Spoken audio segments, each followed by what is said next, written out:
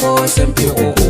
Zamanin da ake ciki neman aure ku za a muku, mu zaniwa kanmu gashi kuɗin ma sun ki cika. To ku saurara wata shawara ce ni za na faɗi, za ka je neman aure ka ba da zuma kuma har da maɗi. Kamata yayi in dai kai rawa a ce ayi maka kiɗi, ba nan ƙasar ba ake yi gaskiya mun faɗa maka. Gashi to ni za na gwada in gani ko za a mini, babu shaka kila ama ko kuma jiki yayi maka tuni. Na fi son fatan alkhairi ya fi kyau shi za ku bini, je ka sai ka dawo burin ka sarki Allah ya cika. Zana je neman aure amma akwai ni da sharaɗin da nake so in za a cika. Sannan barka da tijo gunka na zo mi magana. Yawwa barka da yaro zauna a shan sai mu magana.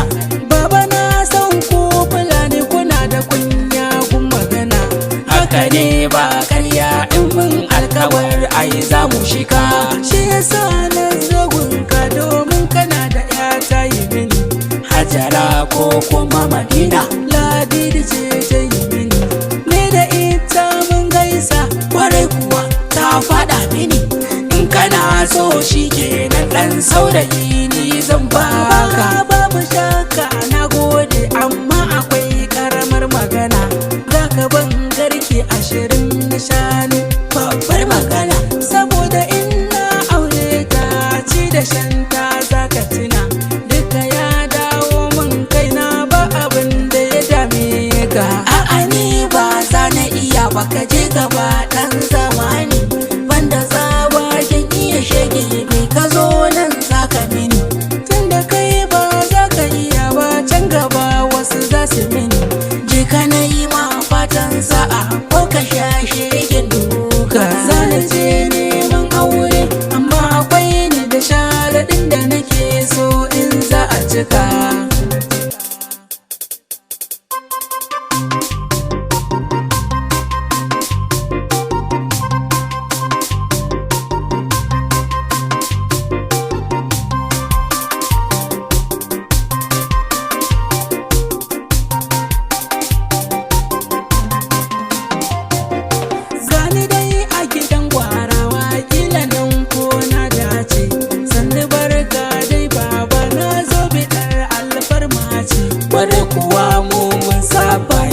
Wajen alfarma ne zauna da kyau ka tabar har mata dame. Baba na zo ka ɗaura min aure da ƴar ka Fa'iza kyakkyawa, dama tana ta yawan cewa tana bidar dan Hausawa. Alhamdulillah shi kenan kayan ta yau yayi tsinkewa, wurin daga tarin igiya sai dai a ɗaura ai ɗauka. Ka je ka turo iyayenka domin da su zami magana. Kaban aje ni ma da akwai wani sharaɗi na zana gina, zaka min ƙwarya 70 ta bunga farkon magana, sannan kaban ƙwarya 90 ta doya a gara a saka. Saboda me zan yi ma wannan ba ni amsa dan najiya, saboda na sauke ma nauyi wanda ke kan kakajiya. Babu cinta ko shanta a gidanka duka sun tafiya. Ni ba zan iya ba ni waje ko kuma wanda